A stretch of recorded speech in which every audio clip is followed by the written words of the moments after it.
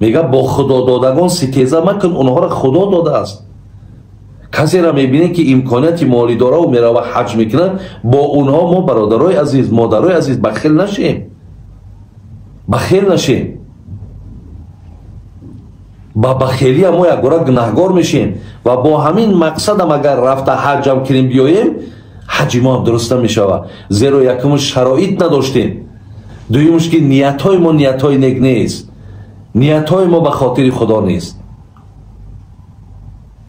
از این لحاظ من در این همو سخن شاعر که میگفت که دلخوش از آنیم که حج می رویم، دلخوش از آنیم که حج می رویم، غافل از آن، غافل از آن که کج، غافل از آن که کج می رویم. بین خرسندیم که حج میکنیم ولی نمیدانیم که ما در این اراده حج ما نیت های نادرست کردگی.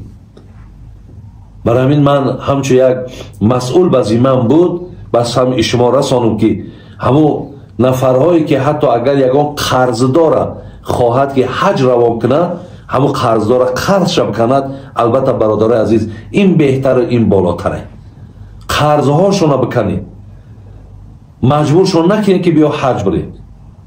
او ضرورت داره، او خستگی داره، او ماندگی داره، او از قرض بیچاره نه نمازی بگیم درست خوانده میتونه، نه طعامی بگیم با موافق طبش خورده میتونه.